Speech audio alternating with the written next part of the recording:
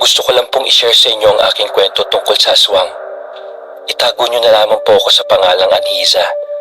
May asawa po ako at tawagin niyo na lamang po siya sa pangalang Lomel. Kami po ay naninirahan noon sa aking mga magulang sa probinsya. Hindi po kami bumukod ng bahay, subalit dahil sa hirap ng buhay sa aming probinsya ay napagpasyahan naming mag-asawa na lumuwas ng Maynila. Napagdesisyonan po naming maghanap ng trabaho at makipagsapalaran na lamang at baka sakaling swertihin kami roon. Nang makarating kami sa Maynila, ay agad naman kaming nakahanap ng trabaho. Ilang buwan pa lamang kami roon ay may magandang balita ang dumating sa aming buhay. Nabiyayaan kasi kami ng magiging anak dahil nagdadalang tawa ko ng mga panahong yon. Dahil sa nangyari ay napagpasyahan namin ng aking asawa na umuwi na lamang ako ng aming probinsya. Para rin yon sa akin dahil mas mababantayan ako ng aking mga magulang roon. Sabi kasi ng aking asawa ay mas maganda na yon kaysa manatili ako sa Maynila na malayo sa aking mga magulang at walang kasama kapag nasa trabaho na ang aking asawa. Kadalasan kasi ay gabi na ito kung umuwi. Kung kaya wala na rin ako nagawa pa kundi ang umuwi ng probinsya. Agad akong bumiyahe noon at umuwi ng aming probinsya. Wala naman naging problema sa aking pagbiyahe dahil nakarating ako sa aming probinsya ng ligtas. Nang marating ko ang aming baryo, ay may nakasalubong akong isang matanda. Hindi ko siya kilala kung kaya napaisip ako. Marahil ay baguhan lamang siya sa amin o baka may dinalaw lamang. Sa ilang buwan kasing nawala ako sa aming baryo, ay hindi rin namin alam kung may mga dayo ba sa aming lugar o wala. Habang naglalakad ako noon, ay laking gulat ko nang kinausap niya ako. Baka gusto mong magpahilot sa akin. Sabi niya habang nakatitig sa aking tiyan. Napahinto pa ako dahil sa sinabi niya sa akin na ito. Nagtaka pa ako kung paano niya nalamang buntis ako. Gayong hindi pa naman kalakihan ang 2 buwan na tiyan ko. Naisip ko na lamang noon na baka dahil sa manghihilot ito kung kaya alam niyang nagdadalang tao ako. Napatingin pa ako sa kanya dahil hindi pa rin ito inaalis ang kanyang tingin sa aking tiyan. Nakaramdam na ako noon ng kaba dahil sa pagtitig niyang yon. Lola, sa susunod na lang po ako magpapahilot sa inyo. Pagod na po kasi ako ngayon, kung kaya mauna na po ako sa inyo.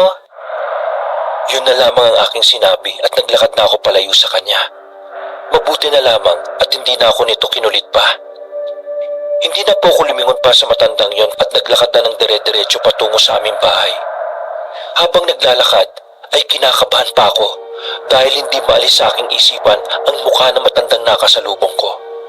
Tila may kung anong ibig sabihin ng kanyang mga ngiti at titig sa akin at sa aking tiyan. Ilang minutong lakad pa ang aking ginawa bago ko marating ang aming bahay. Nang marating ko ito, ay agad akong sinalubong ng aking mga magulang at kinuha ng mga ito ang aking mga dala. Nang makapasok ako sa aming bahay, ay kaagad ko ikinuwento sa kanila ang tungkol sa matandang babae na nakasalubong ko. Tinanong ko pa nga ang mga ito kung may kakilala ba silang matandang babae base sa aking inilarawan sa kanila. Nagtaka pa ako dahil sinabi ng mga ito na wala naman silang kakilalang matandang babae. Sinabi ko na lamang sa aking mga magulang na huwag nang pagtuunan pa ng pansin ang matandang yon. Marahil ay nasa karatig bayan yon nakatira at may pinuntahan lamang sa aming lugar. Napatango ang aking mga magulang subalit hindi ko naman maiwasan ang magkaroon ng kakaibang kaba dahil sa matandang babae na yon. May parte kasi sa akin na tila ba natatakot rito. Gayunpaman ay iwinaksi ko na sa aking isipan ang bagay na yon at nagpahinga na lamang dahil sa pagod na aking naramdaman. Nang gabi ding yon, mga bandang 11:00, nasa kalagitnaan ako ng aking pagtulog nang magising ako. Nakarinig kasi ako ng ingay na nanggaling sa labas ng aming bahay. Tila ba mga pagaspas ng ibon. Akmang babangon na sana ako nang may kamay na humila sa akin pabalik sa aking higaan. Huwag kang lalabas, dito ka lamang sa tabi ko. Saad ng aking ina, kung kaya't sinunod ko na lamang ito. Nasa labas ng ating silid ang iyong ama. Kumuha na yun ng asin at ng kanyang itak. Walang ano-ano, ay bigla na lamang kaming nakarinig ng mga paghuni ng tiktik. Marahil ay nasa malayo ito dahil malakas pa ang mga huni. Sinabi na lamang sa akin ng aking ina na natural lamang yon kapag may nagbubuntis sa isang lugar na bibisitahin ng mga aswang dahil naaamoy nila ang samyo ng bata sa loob ng sinapupunan ng isang ina. Pinagsabihan din ako nitong laging mag-ingat at kapag matutulog ay lagyan ng itim na tela ang aking tiyan. Napatango na lamang ako sa kanyang sinabi. Humigit kumulang 20 minuto kaming nakinig sa mga ingay sa aming paligid. Hanggang sa unti-unting nawala ang mga huni ng tiktik at nakapagpasya kaming matulog ng aking mga magulang. Katabi pa rin ng aking ama ang garapon ng asin at ang kanyang itak. Kinabukasan ay kinuwento ko rin ang nangyaring yon sa aking asawa kung kaya labis itong nag-alala at pinagsabihan akong mag-iingat sa bawat galaw ko lalo na at buntis ako. Lumipas ang mga buwan, humantong na ako noon sa aking kabuanan. Sa mga lumipas na mga buwan ay hindi talaga ako tinantanan ng mga tiktik. Natural lang kasi talaga yon, sabi nila. Laking pasalamat ko na lamang dahil laging nasa tabi ko ang aking mga magulang at lagi nila akong pinoprotektahan kapag may mga pagpaparamdam sa aming bahay. Sa pagkakatanda ko noon, Kabanong, ay araw ng Martes yon. Umalis ng bahay ang aking mga magulang at tumungo sa aming maliit na bukirin.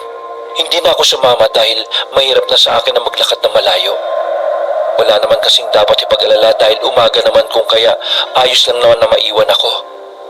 Mag-isa ako noon nakaupo sa aming sala nang may marinig akong pagkatok sa aming pinto. Agad akong tumungo rito at pinagbuksan ito.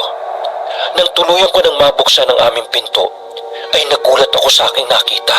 Ang matandang babae na nakasalubong ko noon sa daan ang bumungad sa akin sa pinto.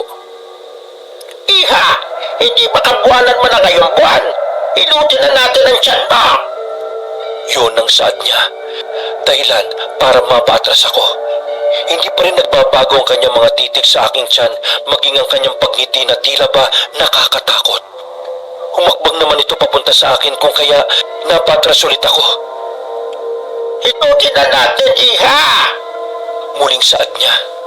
Nakaramdam na ako noon ng takot at nag-uunahan na rin sa pag-agos ang butil-butil kong pawis. Patuloy pa rin ako sa pag-atras dahil wala pa rin tigil ang matandang babae sa pagkakbang papalapit sa akin.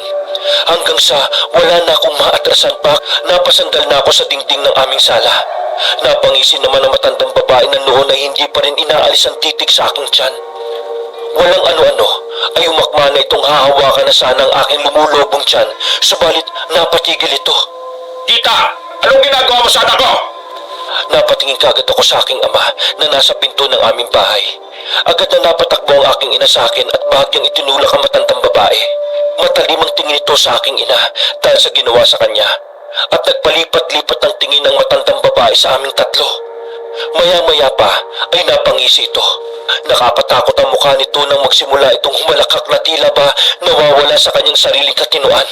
Anong ginagawa mo dito sa bahay ko? Bakas ang galit sa tinig ng aking ama nang itinanong niya yon sa matanda. Naglakad papasok ang aking ama at pumunta sa pwesto namin ng aking ina. Bali siya ang nasa unahan namin at nasa likuran kami nito. Nais ko lamang hilutin ng kanyang tiyan. Saad naman ng matandang babae habang ipinipihit ang kanyang ulo pakaliwa upang masilip ako. Napaiwas ako ng tingin rito dahil sadyang nakakatakot ang nakangisi at kulubot nitong mukha. Umalis ka na kung ayaw mong tagayin kita at sundan sa bahay ninyo. Pagkasabi noon ng aking ama ay nakita ko naman ang takot sa matanda. Humakbang ito palayo sa aming bahay. Pagkalabas nito sa aming pinto ay agad ako nakaramdam ng pananakit ng aking tiyan. Napalingon pa ito at napangisi sa amin bago tuluyang nilisan ng aming bahay. Hindi pa rin nawala noon ang sakit ng aking tiyan. Nagsimula na rin ako noong duguin kung kaya't agad akong isinugod sa ospital. Mabuti na lang at may tricycle ang aming kapitbahay kung kaya yun ang aming ginamit upang maisugod ako. Nang nasa ospital na kami ay ilang oras pa akong dumanas ng sakit. Matapos ang ilang oras na pagdurusa sa sakit ay nailabas ko rin ang aking anak. Nawalan pa ako ng malay noong mailabas ko sa aking sinapupunan ng aking anak, Kabanong. Masayang masaya ako dahil malusog na batang lalaki ang aking naging anak. Ilang araw pa bago kami makauwi ng aming bahay at nang nasa bahay na kami, unang gabi pa lamang namin ay binisita na kagad ng tiktik ang aking anak. Walang tigil ang paghuni ng tiktik habang naghahaponan kami. Kasama na rin namin noon ang aking asawa na umuwi ng malamang nanganak na ako. Walang tigil sa pag-iyak ang aming anak kabanong habang hawak siya ng kanyang ama, kung kaya lumabas ang aking tatay. Nagsaboy ito ng asin at sa hindi inaasahang dahilan ay may nakita itong nilalang na nasa itaas ng aming bubungan. Tinawag pa noon ng aking ama ang aking asawa at sinabing ilabas ang buntot ng pagi at may gagawin sila. Nagsimulang ihampas ng aking ama ang buntot ng pagi sa aming bubungan. Walang anonoy, may narinig na lamang kami na pagaspas ng mga pakpak na papalayo sa aming bahay. Unti-unti rin noong nawala ang mga paghuni hanggang sa tuluyang tumahimik ang aming paligid. Matapos kumain ay nagpahinga na ako kasama ang aking anak at ang aking ina. Nasa labas naman ng bahay ang aking asawa at ang aking ama na nagbabantay dahil baka muling bumalik ang aswang. Nais kasi makasiguro ng aking ama na walang mangyayari sa kanyang apo lalo pa at bagong silang lamang yon. Hindi nga nagkamali ang aking ama dahil bandang alas 11 na ng gabi ay nagsimula na naman ang pag-ingay ng mga tiktik at wakwak. Walang tigil na rin sa pag-iyak ng aking anak kahit pa pinadedede ko na siya. Bandang alas 12 na lang tuluyan na rin tumahimik muli ang buong paligid. Natulog na lamang ako at ang aking ama na may kasama ng aking asawa ay patuloy sa pagbabantay. Tinanong ko ang aking ina tungkol sa matanda. Natakot ako dahil sa naging sagot nito. Hindi siya manghihilot, anak. Si Aling Sita ay dumating dito sa parehong buwan na umalis kayo patungo sa Maynila. Kilala siya ng mga tao dito. May lahing aswang ang matandang yun. Hindi namin sinabi ng itay mo dahil ayaw naming matakot ka. Napatango na lamang ako sa sinabi ng aking ina. Kaya pala alam nitong buntis ako kahit sa pagtitig pa lamang niya. May pagkaaswang pala si Aling Sita. Wakas.